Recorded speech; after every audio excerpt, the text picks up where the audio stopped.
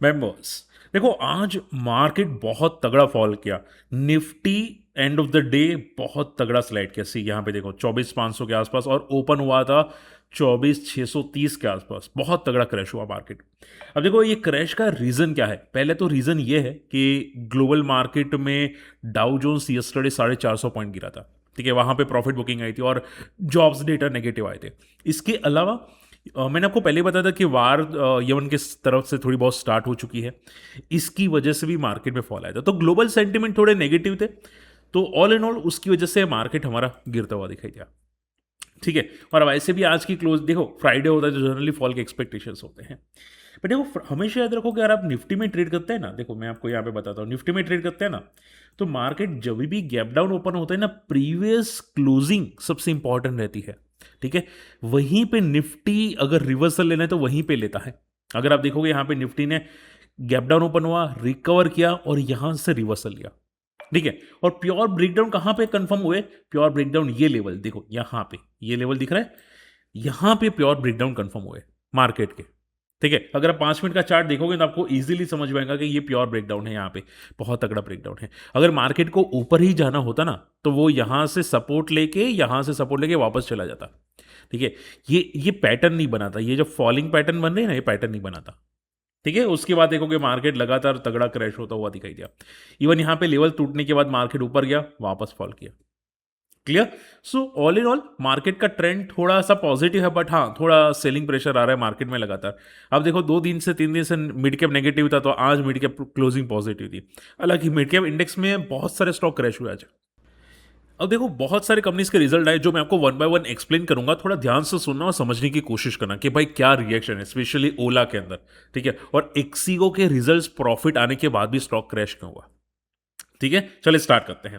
देखो अगर चैनल को फर्स्ट टाइम विजिट करें ना, सब्सक्राइब कर देना, नोटिफिकेशन को हिट कर देना, ताकि हमारी जो रेगुलर अपडेट्स आपको मिले। और हमारे यहाँ पे पूरा कम्युनिटी ग्रुप है, बहुत सारे लोग हैं, डिस्कस करते रहते, काफ़ी चीज़ें करते हैं। तो अगर आप इंटरेस्टेड है, मुझे आप मेरी कम्युनिटी में आना चाहते हैं, तो मैं लिंक से अकाउंट ओपन कर सकते हैं। अकाउंट ओपनिंग की लिंक वीडियो के डिस्क्रिप्शन कॉमेंट्स में मिल जाएगी। ठीक है, चलिए ओके, सबसे पहली बात करते हैं ओला। ओला के देखो नंबर्स आए हैं, थोड़ा ध्यान से सुनना। सी ओला के अगर नंबर्स बात करें जाए तो कंपनी ने लॉस वापस पेश किया। ठीक है, लास्ट ईयर के अंदर कंपनी का 4.3 बिलियन का लॉस था, जो अभी कम होकर 3.36 बिलियन का लॉस आया है। मैं आपको एक्चुअल रिजल्ट बताता हूं, थोड़ा फोकस करें यहां पे ओला के। देखो ये ओला के एक्चुअल रिजल्ट है, इसको जूम कर लेते हैं। देखो ये कंसोलिडेट यहाँ पे रिजल्ट है। टोटल इनकम यहाँ पे ईयर टू ईयर डिक्लाइन हुई है। अब सभी लोग जानते हैं कि भाई इनका गाड़ियों काफी कम बिक रही थी। ठीक है, but at least quarter to quarter improvement आना चाहिए था, तो वो आया quarter to quarter improvement sales में। ठीक है, लॉसेस की बात करें जाओ तो लॉसेस लास्ट क्वार्टर में 496 करोड़ का था, जो अभी कम होकर 336 करोड़ का हो गया। 336 करोड़ का लॉसेस हो गया। ठीक है, लास्ट ईयर के कंपेयर में भी यहाँ पे लॉस काफी कम हुआ, 428 करोड़ था last year. So all in all losses narrow हुए हैं, वो अच्छी बात है। बट देखो मैंने एक चीज नोटिस की, जो आपको भी करनी चाहिए, कि इनका ये जो नंबर्स आ रहे हैं ना, वो अभी भी ऑटोमोटिव पे है, यानी कि ओला की सेल पे है। ठीक है, ये लोग जो बैटरी बना रहे हैं ना, उस पर कोई नंबर्स अच्छे नहीं है। इन लोगों ने जो बैटरी बना रहे हैं उस पर लास्ट ईयर के अंदर 3 करोड़ का रेवेन्यू किया था, लास्ट मार्च क्वार्टर में 4 करोड़ का, अभी 5 करोड़ का। ये 4-5 करोड़ से कुछ होता नहीं है, कुछ भी नहीं होता। ठीक है, तो ये देखो इसको ज्यादा हम लोग फोकस नहीं कर सकते, क्योंकि दम ही नहीं है। 4-5 करोड़ में क्या ही होगा, क्या ही रेवेन्यू जनरेट कर ले ये लोग ने। ठीक है, कोई कोई दम नहीं है। सो मोरल ऑफ द स्टोरी क्या है, नंबर्स कैसे, मैं आपको सिंपल वर्ड में बोल देता हूं। यहाँ पे नंबर्स मैं ज्यादा अच्छे नहीं बोलूंगा, ज्यादा खराब नहीं बोलूंगा। अगर बैटरी का सेलिंग डेटा अच्छा आता तो नंबर्स हम लोग पॉजिटिव बोल सकते थे। ठीक है, वो नंबर्स ही नहीं आए, तो यहां पे कोई है नहीं। अब जो भी यहां पे रिएक्शन आएगा वनडे को, वो सिर्फ और सिर्फ फ्यूचर ग्रोथ कैसा है उस पर आएगा। ठीक है, कंपनी का मैनेजमेंट की कमेंट्री कैसे हुई उस पर आएगा। बाकी नंबर्स के हिसाब से कोई कोई पॉजिटिविटी आपको नहीं दिखाई दे रही। आई होप ये बात क्लियर हो चुकी है। अब देखो यहाँ पे, जैसे कि हम लोगों ने डिस्कस किया था कि यहाँ पे अभी कंपनी को एक ऑर्डर मिला था एक्सिस एनर्जी की तरफ से, जो 2031-2032 का था। ठीक है, कंपनी अभी यहाँ पे पीला स्कीम के जरिए काफी बेनिफिट ले रही है, पीला स्कीम का जो ईवी में होते हैं। कंपनी ने अभी आप देखोगे यहाँ पे व्हीकल रजिस्ट्रेशन 16,000 यूनिट से बढ़ चुके हैं। सो जो ईवी गाड़ियां हैं उनकी सेल्स में इंप्रूवमेंट तो है, थोड़ी बहुत इंप्रूवमेंट हम लोग बोल के चल सकते हैं। पीएलआई स्कीम का भी बेनिफिट ले रहे हैं।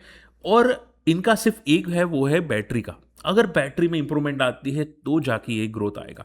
तो इनकी कमेंट्री भी मैंने क्रॉस चेक की, कोई खास कमेंट्री मुझे नहीं दिखी। मैंने पूरा आप यहाँ पे देख सकते हैं इनका पूरा का पूरा ग्रोथ मैंने पढ़ने की कोशिश की, बट कुछ खास मुझे नहीं दिखा। हाँ, बाद में बोलते हैं तो पता नहीं। ठीक है, तो all in all numbers average है। अब चार्ट्स देख लेते हैं एक बार, चार्ट्स क्या बोल रहे हैं। हालांकि देखो रिएक्शन पे डिपेंड करेगा, क्योंकि देखो एक्सपेक्टेड था तो लॉस तो आने ही वाला था, बट देखते हैं रिएक्शन क्या है। आप सिर्फ इतना समझ के चलो कि देखो स्टॉक का जो सपोर्ट है वो यहाँ पे 40 का था, एक राउंड लेवल। अभी यहाँ पे एक नज़दीक में है 36 का आसपास का, क्योंकि काफ़ी इसने कंसोलिडेट किया था। ये 36 का लेवल ब्रेक नहीं होना चाहिए किसी भी हाल में। 36 का लेवल ब्रेक नहीं होना चाहिए। अगर ये ब्रेक होता है तो फिर ये सीधा आएगा 20 के आसपास का। ठीक है, तो मंडे मोमेंटम देखते हैं। अगर आप बात करने जाए अपसाइड पे, ऊपर एक रेजिस्टेंस है 49 का, यहाँ पे जो भी रिसेंटली इसने मोमेंटम किया था, ये अगर ब्रेक करेगा तो सीधा इसका नेक्स्ट रेजिस्टेंस तक पहुंचेगा जो है 60 के आसपास का। ठीक है, अब ये मोमेंटम तभी करेगा जब फ्यूचर ग्रोथ अच्छी हुआ, बाकी रिजल्ट्स में कोई दम खास नहीं है। हालांकि पैनिक भी नहीं है, आप ऐसा मत सोचो कि बहुत खराब रिजल्ट है। नहीं, खराब रिजल्ट नहीं बोल सकते, लॉस नैरो है। अगर लॉस बढ़ता ना, ध्यान से सुना, अगर लॉस बढ़ता ओला में तो नेगेटिव बोल सकते थे कि खराब रिजल्ट है, कचरे रिजल्ट है, बट ये लॉस बढ़ा नहीं है, सो बी रिलैक्स। ठीक है, कोई कोई ज़्यादा पैनिक सिचुएशन नहीं है। ओके, रही बात एसबीआई की, एसबीआई के नंबर्स आ चुके हैं। हालांकि नंबर्स मुझे पॉजिटिव लगे, हो सकते हैं अनुमान से खराब हो, क्योंकि इनका जो इबिटा ग्रोथ है सिर्फ 8% से बड़ा है। ठीक है, नेट प्रॉफिट 14% से बड़ा है, तो कोई खास ग्रोथ नहीं है। अगर ये ग्रोथ 15% से ज़्यादा होती, 16, 17, 18%, तो ज़्यादा हम लोग बेटर बोल सकते थे, स्पेशली इबिटा बेसिस पे। ठीक है, तो हो सकता है आई थिंक प्रोविजन बड़े हो, जिसकी वजह से आपको चेंजेस आते हुए दिखाई दे प्रॉफिट में, सेल्स में। ठीक है, तो एसबीआई के नंबर्स एवरेज है, बट जैसे कि हम लोग ने देखा था कि अभी जो गवर्नमेंट कुछ नया प्लान करी है यूपीआई रिलेटेड, अगर वो वर्क कर लेता है तो चांसेस है कि इसके लिए बहुत तगड़ा विन विन सिचुएशन हो जाएगी एसबीआई के लिए। ठीक है, यूपीआई में जो बोलते हैं ना एमडीआर चार्जेस, जो 0.03% लगते हैं वो चार्जेस, तो कंपनी बैंक के लिए 3,000 करोड़ का बेनिफिट आने के चांसेस हो जाते हैं। But anyway, so numbers little bit average to positive बोल सकते हैं एसबीआई के। स्टॉक का सपोर्ट है 960 का। ठीक है, ऊपर एक रेजिस्टेंस है 1200 का। अब ये रेंज में स्टॉक हो सकता है घूमने की कोशिश करे। ठीक है, जब तक कि यूपीआई का कुछ अपडेट नहीं आ जाता तब तक ये शायद रेंज में रह सकता है। ठीक है, बाकी कोई खास पैनिक सिचुएशन नहीं बनती है। हालांकि देखो आज मार्केट में बहुत तगड़ा फॉल है, स्पेशली बजाज फाइनेंस के अंदर। अब ये थोड़ा फोकस करना, क्योंकि देखो हर बार रूल चेंज करना इस बहुत खराब चीज होती है, बहुत खराब चीज होती है।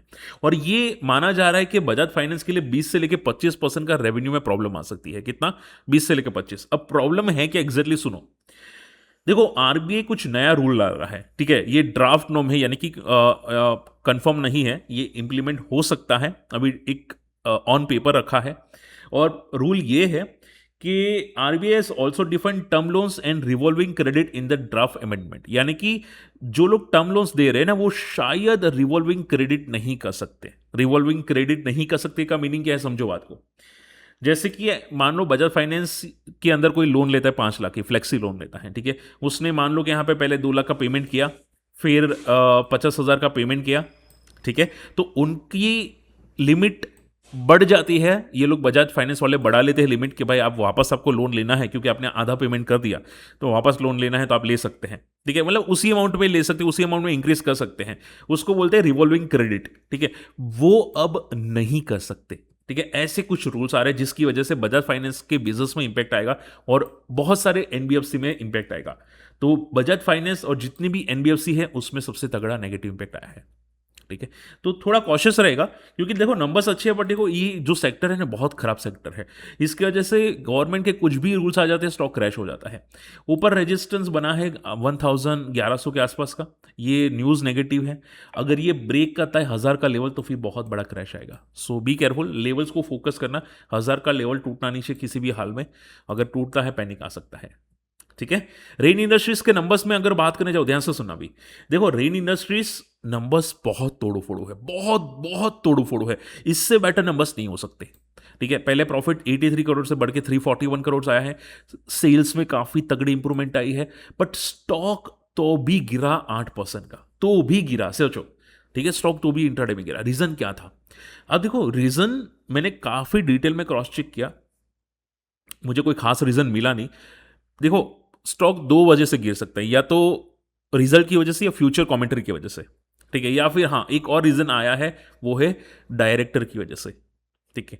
तो हो सकता है कि डायरेक्टर रीअपॉइंट जो हुआ उसकी वजह से गिरा हो, क्योंकि आप सभी लोग जानते हैं कि जो मैनेजमेंट चेंज होता है ना, तो कंपनी का फ्यूचर ग्रोथ भी चेंज हो जाता है। कुछ कुछ बड़े प्लेयर्स को पसंद नहीं आता कि भाई कंपनी का मैनेजमेंट ये सेम क्यों है, ठीक है, चेंज क्यों है। तो कोई भी रीजन की वजह से स्टॉक में फॉल आ सकता है, ठीक है। नया मैनेजमेंट की वजह से फॉल आता है, अगर मैनेजमेंट चेंज नहीं होता तो भी फॉल आता है, एक्सपेक्टेड होते चेंज होने वाला है।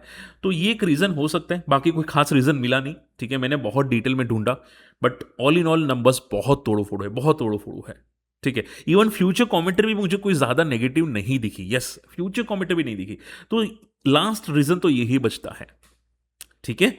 या फिर ब्रोकरेजेस हाउस कुछ, अगर ब्रोकरेजेस हाउस ने अनप शनप कुछ बोल दे, मे बी वो हो सकता है, बाकी तो कोई खास है नहीं पैनिक वाला सिचुएशन, ठीक है।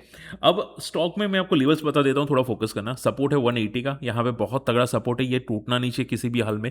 अगर ये टूटता है सीधा 150 आएगा।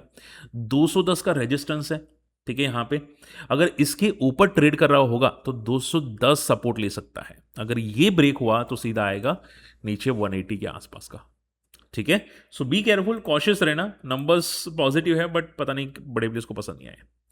इक्सिको की बात करते हैं, नंबर्स पॉजिटिव थे बट स्टॉक स्टिल फॉल किया। रीजन क्या था कि कंपनी का जो मेन बिजनेस है एयरलाइन टिकटिंग का या रिलेटेड टू एयरलाइन का, ठीक है, तो वो बिजनेस पे अभी ज़्यादा प्रॉफिट नहीं मिल रहा है, तो कंपनी बहुत सारी जगह पे हाथ पैर मार रही है, होटल्स के अंदर, एआईज के अंदर। तो ब्रोकरेजेस हाउस का मानना ये है कि कंपनी अपना रेवेन्यू सिर्फ बढ़ा रही है, मतलब रेवेन्यू मतलब कहीं पे भी स्टक करवा रही है। अब हो सकता है कि अगर मान लो रेवेन्यू कहीं पे स्टक कर दे कोई कंपनी को खरीद के तो शायद वापस ना आए अमाउंट, ठीक है। तो उसकी वजह से ब्रोकरेज हाउस काफ़ी टेंशन में है कि वो ब्रोकरेज हाउस थोड़े कॉशियस है, ठीक है, कि वो लोग कहीं पे भी इन्वेस्ट करने की कोशिश कर रहे हैं इसकी वजह से। हालांकि वन शॉट आंसर में अगर बात करूं तो इक्सिको के नंबर्स अच्छे हैं। अगर आपको नंबर्स देखने हैं, मैं आपको नंबर्स बता देता हूं। प्रॉफिट आया 34 करोड़ का एक्सिको में, जो लास्ट ईयर 19 करोड़ का था। इवन सेल्स में इंप्रूवमेंट है, ठीक है। तो नंबर्स ठीक है, कोई ज़्यादा पैनिक सिचुएशन नहीं है, बट वैल्यूएशंस बहुत महंगी है इक्सिको की। मे बी एक रीज़न हो सकती है इसकी वजह से स्टॉक फॉल हुआ हो, वैसे भी बॉटम से काफ़ी रिकवर हो चुका था। ओके, सो केयरफुल है ना, स्टॉक में कोई खास दम नहीं है स्टॉक में। सेक्टर भी ठीक ठाक है, केयरफुल है ना, थोड़ा कॉशियस रहना है ये सेक्टर के अंदर। Okay, last not the least Religare enterprises. अब देखो रेलिगर आज फॉलो हुआ, रीजन ये था कि आरबी की तरफ से डीमर्जर को डिसअप्रूव मिला, ठीक है। और जैसे कि मैं बोलता हूँ कि ये सेक्टर बहुत कॉशियस वाले होते हैं, एनबीएफसी फाइनेंस वाले सेक्टर्स, कुछ ना कुछ नए नए रूल्स आने की वजह से स्टॉक में क्रैश आ जाता है, ठीक है। सो केयरफुल है ना। इसमें जो फॉल है वो काफ़ी नेगेटिव फॉल है। स्टॉक का सपोर्ट है 200 के आसपास का, वो टूटना नहीं चाहिए किसी भी हाल में, क्योंकि मल्टी ईयर सपोर्ट है, अगर ये टूटता है तो पैनिक तकड़ा आएगा, ठीक है। चलिए, होप आज का वीडियो पसंद है, वीडियो शेयर करना, चैनल सब्सक्राइब कर लेना। और मैं आपको गोल्ड के बारे में बता देता हूँ कि गोल्ड में क्या चल रहा है। देखो गोल्ड में फॉल्स पुलबैक आ रहा है, जो मैक्सिमम पुलबैक का रेजिस्टेंस है गोल्ड का अराउंड 4,400 का, यहाँ पे एक तगड़ा रेजिस्टेंस है। ये एक फेल पुलबैक की तरफ जा रहा है, ठीक है। तो हो सकता है यहाँ पे एक बार टेस्ट करें, वो आज नहीं तो कल, कल नहीं तो परसों टेस्ट करने की कोशिश पूरी कर सकते हैं, बट केयरफुल है ना गोल्ड के अंदर। रही बात क्रूड ऑयल के अंदर, क्रूड ऑयल में एक रेजिस्टेंस मैंने आपको बताया था अराउंड 84-85 के आसपास, अगर वो ब्रेक करता है तो 90 की तरफ जाएगा, ठीक है। तब तक ये रेंज बाउंड रहेगा अराउंड 78-80 के आसपास, ठीक है। आई होप आज का वीडियो पसंद है, वीडियो शेयर करना, चैनल सब्सक्राइब कर लेना। मिलते अगले वीडियो में।